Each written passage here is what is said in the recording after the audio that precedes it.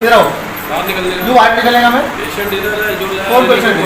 मैं पेशेंट को लेके जाएगा, फिर बिल भरा है, पैसा भरा है। पैसा क्या भरा? अरे चल चल चल चल चल बोल दिया नहीं तो नहीं बोल दिया ना। मैं लेके जाऊंगा, लेके जाऊंगा, लेके जाऊंगा, लेके जाऊंगा, लेके जाऊंगा। मैं बोल दिया मैं नहीं लेके जाता, लेके जाऊंगा, बोला ना मैं। हाँ ये बंद कर, छोटा बंद कर। पब्लिक में भी जाओ, पब्लिक ऐसे मत करती। हाँ जाओ, बोल लो, दिमाग बोल रहे। ठीक है।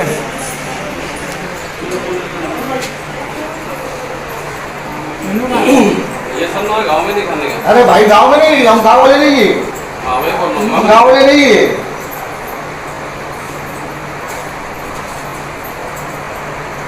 राजन इसको तो लगे। हमारा नाम ललित गुप्ता है। तो आप जिस हॉस्पिटल में एडमिट थे उस हॉस्पिटल का नाम बताओ और क्या मामला पूरा हुआ था, किस तरह से आपको जो ये बिल का जो मामला है ये क्या मामला है, पूरा पहले मामला समझाओ अच्छे से। अलमोइन हॉस्पिटल नाम है। वहाँ पे हम 9 दिन एडमिट थे, 3 दिन आईसीयू में और 6 दिन जनरल में। तो वहाँ का बिल हुआ, तो बिल उन्होंने बनाया था 1,03,000 का। 1,03,000 का बिल बनाया, उसमें हमने 30,000 पहले एडवांस जमा किया था। उसके बाद में फिर 80,000 रुपये जमा किया। फिर उसके बाद उन्होंने छोड़ने के टाइम पे हम थोड़ा कम कराने के लिए मतलब अपने मित्रों को बुलाए कि बाबा ऐसी ऐसी बात है, आप ज़रा गरीब आदमी की सुनो। तो वो लोग आए, तो थोड़ा 2 बात हुई। तो उसके बाद उन्होंने बोला कि कम नहीं होएगा बिल, ऐसा है वैसा है, जो है वही भरना पड़ेगा, ज़्यादा बोलेंगे तो और लगाऊंगा चार्जेस। उन्होंने ऐसा कहा। तो हम लोग बोले भाई हम गरीब आदमी हैं, जाने दो, जितना होता है बिल ले लो भाई। तो आप कोरोना पेशेंट है वहाँ पर? हाँ। तो फिर जब बिल आपको नहीं मतलब करने के लिए, तो फिर आपको क्या बोला गया, मतलब वहीं जाने के लिए कि अंदर जाने के लिए क्या वो? नहीं, वो एक बार तो उन्होंने बोला कि जाओ ऊपर पहले रहो, पहले जब तक बिल आएगा हाँ। तब तुम्हारे को डिस्चार्ज किया जाएगा। अच्छा। हाँ। जिस तरह से ये जो पूरा मामला है हॉस्पिटल का क्या नाम है और क्या मामला था और किस वजह से इतना सारा बवाल चल रहा है? अल मोइन हॉस्पिटल का नाम है। अल मोइन हॉस्पिटल में एक ललित गुप्ता करके पेशेंट एडमिट था।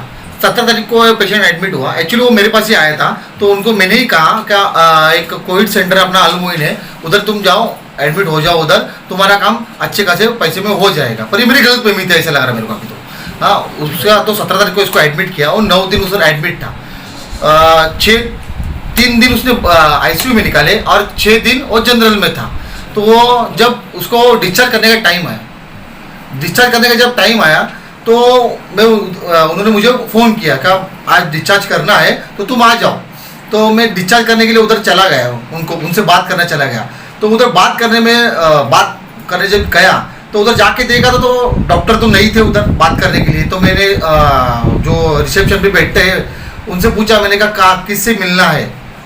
तो मुझे बोले कि ये कोई उनका मतलब कमेटी का कोई एक आदमी था, उनसे मिलना है। वो आए उधर और वो डॉक्टर नहीं थे। वो आए, मैं उनको बोला भाई जी बिल कितना हुआ है? तो मुझे बोले कि उनका बिल इतना हुआ है। तो मैं बोला कि आईसीयू का ये चार्ज है और जनरल का ये चार्ज है, तो तुम इतना पैसा मिला कि सिर्फ कुछ 46,000 रुपये बिल हो रहा था टोटल, 6,500 रुपये कुछ तो। हाँ, तो मैं उनको बोला ये तुम्हारा बिल बन रहा है, तो तुमने ये इतना पैसा कैसे लगा है? तो बोलते नहीं, वो तो हम पैसा हमारे मर्जी से लगाते हैं। हाँ, तो मैं बोला क्या मैं इतना पैसा दूंगा नहीं बोला। तो उन्होंने जबरदस्ती वाला काम चालू कर दिया। मैं बोला पैसा तुम्हें तुमको देना है, पर जो गवर्नमेंट ने जो दिया है तुमको वही पैसा मैं दूंगा, उससे ज़्यादा पैसा मैं दूंगा नहीं। तो उसके बाद वो हमारे से मतलब दादागिरी करने लगे, अलग तरह का व्यवहार करने लगे, मतलब आंग पे आने के काम करने लगे, सेटर बंद करने लगे, हमको अंदर बिठाया, सेटर बंद कर रहे, वो अपना बातचीत में वो सब समझ में आ रहा है। तो उसके तो मैं ये सब हुआ। फिर बाद में वो नहीं मान रहे थे, तो पेशेंट ने उनको पूरा पैसा भर दिया और पेशेंट उधर से डिस्चार्ज होकर निकल गया। और सबसे बड़ी बात तो ये है, क्या कोरोना की जब से दूसरी लाट आई है तभी से अभी तक अल मोइन हॉस्पिटल इसमें जितने सारे पेशेंट एडमिट हुए हैं ना, सबके साथ में ऐसा ही बर्ताव हुआ है, सबके साथ में ऐसा ही बर्ताव हुआ है। तो अभी है हम लोग नगर पालिका हम लोग सबको मतलब एक ITI डालने वाले हैं और उनके साथ हम लोग सब उनका डिटेल लेने वाले हैं सब चीज़ के लिए।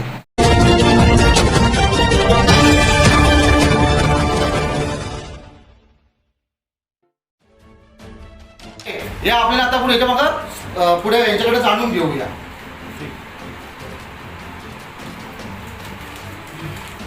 तो अभी ये मतलब अभी ये कब तक का बिल है?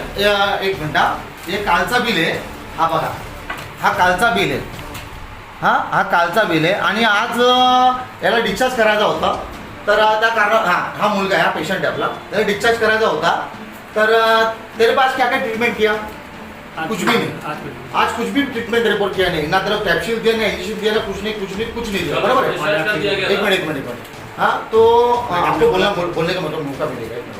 हाँ, तो बघा आज त्याच्या काही न करा पण तरी पण 7,500 रुपये चार्ज त्याला आजचाही लावलेला या लोकांनी। आता म्हणजे यांच्यावरती काय जबरदस्ती, म्हणजे पैसे कमवायची किती हाऊस यांना आहे हे याच्यावर कळते आपल्याला। हाँ, और भाई तेरे को ICU में कितना दिन रखे थे? 3 दिन तेरे को ICU में रखे, बाद में तेरे को जनरल में लेके गए। मतलब तेरे आजू बाजू सब जानते बराबर, ACU तो नहीं थी ना, बराबर। मतलब तेरे को जनरल में आपण बाकी 6 दिन तुम्ही निघाला, बरोबर आहे? हां, ओके। तर या अशा सगळ्या गोष्टी आहेत आणि हा पेशंट आहे आपला। आता पेशंट यांनी 30,000 रुपये पहिले भरलेले तिथे आणि हे अजून 70,000 रुपये मागतात त्यांच्याकडनं, म्हणजे जवळजवळ यांच्याकडनं लाख रुपये त्यांचे आणि परत मेडिकलचे काय 50-60,000 रुपये झाले ते वेगळे, बरोबर आहे? तर आता मी यांच्याशी माझा एवढा फक्त म्हणणं असेल यांच्याबरोबर का बाबा जे गव्हर्नमेंट दिलेली आहे 4,000 पर डे गव्हर्नमेंट दिलेला, त्या हिशोबात त्यांनी पैसे घ्यावे, नाहीतर आम्ही नगरपालिकेला तक्रार करून आम्ही यांच्यावर कायदेशीर कारवाई करणार, 100% करणार। नमस्कार दोस्तों, मैं हूं अमृत शर्मा। आज हम बात कर रहे हैं भिवंडी के कोविड पेशेंट की और कोविड अस्पतालों की। हालांकि भिवंडी शहर में कई सारे कोविड पेशेंट हैं और कोविड अस्पताल उनके लिए बनाए गए। महानगर पालिका ने कई गाइडलाइंस भी दिए हैं, सरकार की तरफ से गाइडलाइंस है कि अगर कोविड पेशेंट है तो उनको उनका एक दायरा बनाया गया, उनका बिल का एक दायरा बनाया गया, उस दायरे के अंदर अस्पताल को अपना बिल लेना चाहिए।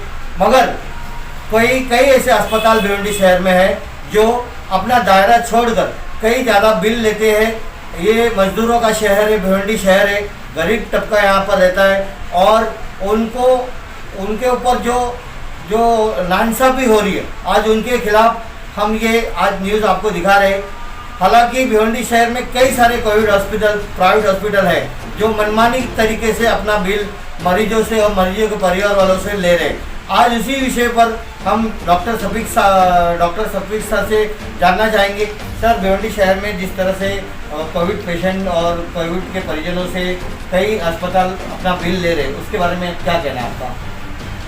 पहली बात तो मैं आपको आपके चैनल से शहर की जनता को बताना चाहूँगा कि जो कोविड पीरियड चला है, ऐसे हालात में जो हमारे म्यूनसिपल कमिश्नर डॉक्टर माफ़ कीजिएगा डॉक्टर आसिया साहब की जो गाइडलाइन है, भिवंडी के जो मुख्तलिफ हॉस्पिटल है उसकी जो गाइडलाइन है कोविड के लिए, उसके ऊपर वो कितना पैसा ले रहे हैं, ज़्यादा कितना ले नहीं रहे हैं, तो कमिश्नर साहब का लुकआउट है, उनको देखें।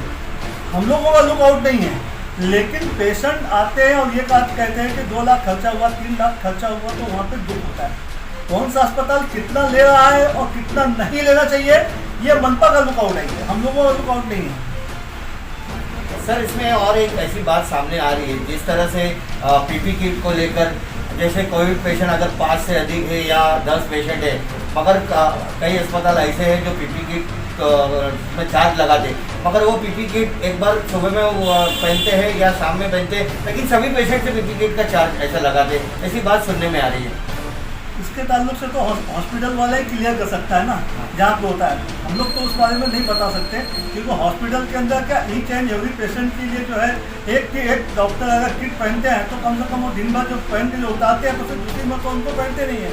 अब वो हॉस्पिटल में किस टाइप का किस लाइन से गाइडलाइन चलता है तो उनका वो बता सकते हैं, मैं तो नहीं बता सकता। नहीं, मेरा आपको ये सवाल इस तरह से है कि जिस तरह से अगर एक उसके अंदर जो दायरा लिखा गया है कि एक पीपी किट एक पेशेंट के लिए, अगर 5 पेशेंट है और एक ही पीपी किट यूज़ कर रहा है तो 4 अगर सबसे लगा रहे तो वो एक नहीं लगाना चाहिए। अगर ऐसा लगा रहे हैं 4 तो नहीं लगाना चाहिए। ये लाख रुपया, 2 लाख रुपया, 3 लाख रुपया जो बिल आ रही है हॉस्पिटल्स की, आज भिवंडी शहर गरीबों का शहर है। और ऐसे हालात के अंदर जो मरीज, एक तो लॉकडाउन का मसला चल रहा है, ऐसे में लोगों की रोजी रोटी नहीं है और ऐसे में उनको कोविड हो जा रहा है, और ऐसे में अगर अस्पतालों के अंदर भी नाइंसाफ़ी होगी तो ये भिवंडी की जनता कहाँ जाएगी। ऐसे में अगर कुछ डॉक्टर्स, कुछ अस्पताल के लोग अगर बाय द वे अगर ऐसा कह रहे हैं जैसा कि आपने बताया, तो ये गलत है और उन अस्पताल वालों को सोचना चाहिए, क्योंकि कोविड महामारी है ये 100 साल के बाद आई है। इसके अंदर तमाम लोगों को मिलजुल के कोविड के खिलाफ लड़ना है और जनता को जीतना है और कोविड को हारना है।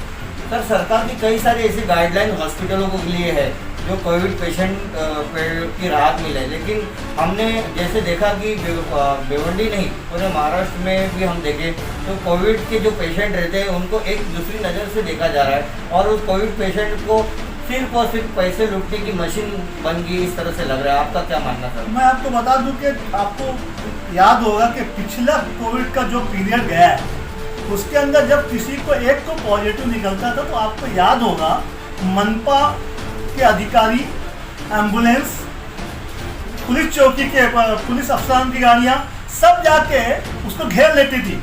यानी ऐसा समझिए कि शूटिंग हो रही है। इतने बेइज्जत तरीके से उस कोविड पेशेंट को लेके आया जाता था और अगर किसी को कोविड निकल गया तो उसके घर पे बाकायदा फ़ोन जाता था, पुलिस जाती थी। अगर वो पेशेंट नहीं आता था तो उसके ऊपर FIR होता था और उस पेशेंट को लाया जाता था, उसका लाइन ऑफ ट्रीटमेंट किया जाता था।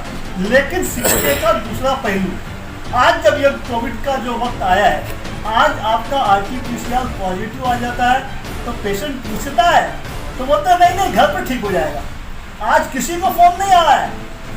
कोविड पॉजिटिव पेशेंट को भी सरकार की तरफ से, मनपा की तरफ से, IGM की तरफ से फ़ोन नहीं आ रहा है। जबकि 6 महीना पहले, साल भर पहले जो कोविड आया था, एकदम फिल्म की जो शूटिंग होती है उस तरह से लोगों को उठाया जा रहा था। तो ये मरीजों से कहीं ना कहीं पिछले टाइम खिलवाड़ किया गया है और इस मरतबा इतने केस निकले हैं कि शासन प्रशासन लाचार हो गया है। वरना क्या वजह है कि पेशेंट का RT-PCR पॉजिटिव आता है और पेशेंट सीरियस होता है, पेशेंट को जो है बोला जाता है घर पर ट्रीटमेंट लो।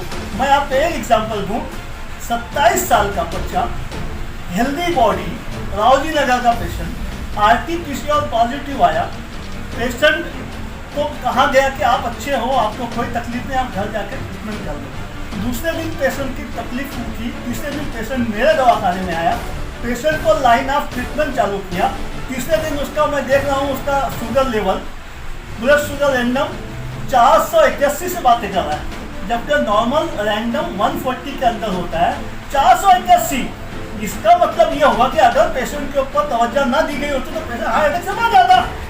जब उसको कोविड पॉजिटिव आया है तो सरकार का काम था, मनपा का काम था, IGM का काम था कि उसको हॉस्पिटल में एडमिट करना, नहीं तो एटलीस्ट वहाँ के डॉक्टर देख के उसको फर्स्ट एड तो करते, उसका रैंडम देखते, उसका ब्लड प्रेशर देखते, उसकी पल्स देखते, उसका सिचुएशन देखते। सर, एक अहम सवाल है, हमारे देश में जिस तरह से भी सेकंड जो कोरोना की जो ये सेकंड फेज चल रहा है और पूरा मौत का तांडव पूरे देश में चल रहा है, हमने महाराष्ट्र में भी काफ़ी है, लेकिन हमारे भिवंडी शहर में नहीं। उसकी एक दूसरी वजह ये भी है कि जिसे आप जैसे डॉक्टर या मोहल्ला क्लिनिक है या छोटे छोटे जो डॉक्टर्स हैं उन्होंने काफ़ी भिवंडी शहर में अस्पतालों में कोरोना पेशेंट को ठीक किया। आपने भी किया, आपने कितना किया है और किस तरह से शहर में काम हुआ है? आज हम देखें कि आज भिवंडी शहर में काफ़ी कम पेशेंट है, मतलब लगभग मेरे ख्याल से आज की अगर तारीख है, आज 22 ही पेशेंट है और उसके अलावा पेशेंट नहीं है। तो आप क्या मानना है, इसके पीछे किसको आप श्रेय देंगे? ऐसा है कि पिछले टाइम जब कोविड बढ़ रहा था भिवंडी के अंदर, ऐसे वक्त में सरकार ने बड़ा निर्णय और बेहतरीन निर्णय लिया और कमिश्नर डॉक्टर पंकज आसिया को यहाँ पे लाकर उन्होंने उनकी नियुक्ति की। तो डॉक्टर पंकज आसिया साहब ने जो काम किया है वो तो सराहनीय है, इसमें कोई दो राय नहीं। उन्होंने कोविड के मुताबिक दूसरे विषय, दूसरे शोबे में, दूसरे डिपार्टमेंट में उन्होंने काम किया नहीं किया उससे बहस नहीं, लेकिन as a doctor, as a commissioner उन्होंने कोविड पीरियड में जो पिछले टाइम काम किया वो मुबारकबाद के मुस्तहिक का सराहनीय है। लेकिन दूसरी बात मैं बताना चाहता हूँ कि जिस तरह से आपने सवाल किया कि आपने अपने कोविड के पेशेंट को आपने कितना ट्रीट किया। मैं आपको बताना चाहूँगा जिसका पिछले कोविड पीरियड के अंदर RT-PCR करने को लोग डरते थे, क्योंकि उनको मालूम था कि अगर हम करेंगे तो सरकार हमको पुलिस हमको उठा के लेके चली जाएगी। इस तरह से हम लोग जो है उसका CRP और उसका CT स्कैन वगैरह करके देखते थे, और पेशेंट एकदम इतना त्रास देता था कि नहीं डॉक्टर साहब कहीं नहीं जाएंगे, यहीं इलाज कराएंगे। तो ऐसे कम से कम 270 पेशेंट को पिछले कोविड में हम लोगों ने ठीक किया इसी दवाखाने के अंदर, और इतने पैसे में ठीक किया कि मेरा चैलेंज है पूरे भिवंडी पूरे थाना जिले के अंदर जितने में हम दवाखाने में ट्रीट कर दे रहे हैं पेशेंट को, उतने में कहीं नहीं होता। हम ये नहीं कहते हैं कि अस्पताल वाले ज़्यादा ले रहे हैं, जो गरीब है पेशेंट जिसको लगता है, जिसके पास पैसा नहीं है, जो लाचार है, जो अस्पताल में नहीं जाता वो दवाखाने में आता है, उसको ट्रीट करते हैं। इसी तरह इस कोविड पीरियड के अंदर भी जब सरकार पेशेंट को पूछने को तैयार नहीं है, तो ऐसे में हमारे ऐसे डॉक्टर ही दवाखाने में भिवंडी शहर के अंदर BMS, BUMS, BHMS और MBBS ये डॉक्टर्स ही जो है जितने हैं ये योद्धा बन के जो है निकले हैं और शहर के अंदर कोविड पेशेंट को ट्रीट कर रहे हैं। इस मात्रा भी अभी तक 90 पेशेंट कोविड के पॉजिटिव को निगेटिव मेरे दवाखाने में हो चुके हैं, और ब्लाइंड पेशेंट जो आते हैं सस्पेक्टेड कोविड वो भी थाना से, भिवंडी से और आपके जो है विठलवाड़ी से पेशेंट आते हैं और ठीक हो के जाते हैं। और हम ये चाहते हैं, हमारा देखो डॉक्टर का मसला क्या है, डॉक्टर जो होता है ये होता है, डॉक्टर का काम है कि पेशेंट को सपोर्ट करके लेके जाना। सिंपैथी अगर हम ही लूटने लग जाए तो पेशेंट केवल बचा का। आज महामारी में लोगों का खाने को पैसा नहीं है, अगर हम सोचें कि हम उनको लूटने लग जाए तो फिर तो अन्याय है ना। तो कम से कम हम जिस कुर्सी पर बैठे हैं उस कुर्सी के माध्यम से तो कम से कम लोगों को फायदा पहुँचाए। और मैं आपको धन्यवाद देता हूँ कि आज आपने यहाँ आए और आके जो है आपने कुछ सवाल किए। मैं आपके चैनल के माध्यम से शहर की जनता को भी बोलूँगा कि आप कोविड से घबराए नहीं, कोविड कोई बड़ी बीमारी नहीं है। ये जो हाहाकार मचा है ना पूरे देश के अंदर, सिलेंडर नहीं है, ऑक्सीजन नहीं है, ये पॉलिटिकल ग्राफ है। ये पॉलिटिकल ग्राफ पूरे दुनिया के अंदर हिंदुस्तान सबसे ज़्यादा ऑक्सीजन को प्रोडक्ट करने वाला है, उत्पाद करने वाला देश है, इसमें कोई शक की बात नहीं। ये एक हकीकत है जिसको झुठलाया नहीं जा सकता, लेकिन उसके बाद भी ऑक्सीजन से लोग मर रहे हैं, तो इसका मतलब ये सियासत ही है ना। क्यों नहीं इसके ऊपर रोक लगाई जाती है। भिवंडी के अंदर अभी मैंने सुना कि 4 दिन पहले मनपा ने ऐलान किया कि ऑक्सीजन प्लांट धोबी तलाव स्टेडियम पर डाला जाएगा। मैं ये बोलता हूँ कि आज ऑक्सीजन कम है तो उसका प्लांट डाल रहे हो, कल इंजेक्शन रेमडेसिविर जो कम है उसका प्लांट डालोगे क्या, कल और कुछ कम होगा तो उसका प्लांट डालोगे क्या। प्लांट डालने है क्या, अभी जो तकलीफ है उसको दूर करो। आपको ऑक्सीजन की कमी कहाँ से पड़ रही है, आप थाना नज़दीक है, आपको न्यू बॉम्बे में जहाँ बालाजी जहाँ से गैस का सिलेंडर जहाँ से भर के आता है वो नज़दीक है, आप अपना ट्रांसपोर्टेशन सही करो ना। ये क्या मतलब हुआ कि आप ऑक्सीजन कम है तो ऑक्सीजन का प्लान डालो, इंजेक्शन कम है तो इंजेक्शन का ना। नो मन सर, मतलब सर आपका जो सब कहना है कि महानगर प्रशासन जो है, नगर पालिका प्रशासन, उन्हें पूरी तरह से ध्यान देना चाहिए। बिल्कुल ध्यान देना चाहिए। 1,60,00,000 का इन्होंने ऑक्सीजन का प्लान डाला है, मैं इसके खिलाफ नहीं हूँ, लेकिन मैं सिर्फ इतना ही पूछना चाहता हूँ डॉक्टर पंकज आसिया साहब से कि आज ऑक्सीजन का प्लान 1,60,00,000 आप डाल रहे हो, अगर ये 50 करोड़ का होता तो तुम डालते क्या, नहीं डालते। और अगर तुम्हें इतनी डालने की हिम्मत है ना तो तुम जो इंजेक्शन की शॉर्टेज है वो इंजेक्शन का भी प्लान डालो ना, तो ये उसका सोल्यूशन नहीं है। ये जो हमारे साथ में डॉक्टर शफीक, और इन्होंने जैसे कि हमारे देश में पहले जो एक नारा था कोरोना के लिए, कोरोना से डरना नहीं, कोरोना से कर जीतना है, मगर हम देख रहे हैं कि भिवंडी के कई सारे ऐसे अस्पताल हैं जो कोविड के नाम पर उन्होंने लूट मचाई है, ऐसा आरोप हॉस्पिटल के पेशेंट के परिजनों का है। और हमने कई हॉस्पिटल पर ऐसे देखा है कि उन्होंने उनको लूटने का काम बनाया है, मगर उस पर कहीं ना कहीं अंकुश लगना चाहिए। महानगर पालिका ने उस पर ध्यान देना चाहिए। एक मामला हमारे सामने आया था एक अस्पताल का, हमने वो भी देखा, उसके लिए महानगर पालिका को एक लेटर दिया गया है। उस लेटर में साफ तौर से अलमोइन हॉस्पिटल का नाम लिया गया। अलमोइन हॉस्पिटल ने बिल ज़्यादा लगाया है, इस तरह का आरोप उन्होंने किया। नगर पालिका प्रशासन, महानगर पालिका प्रशासन का जवाब आना अभी बाकी है। देखते हैं महानगर पालिका इन जो लूटने वाले अस्पताल है उन पर कितनी तरह से अपना अंकुश लगा पाती है, किस तरह से काम करती है और किस तरह से कोविड पेशेंट और उनके परिजनों को उसके राहत मिलेगी।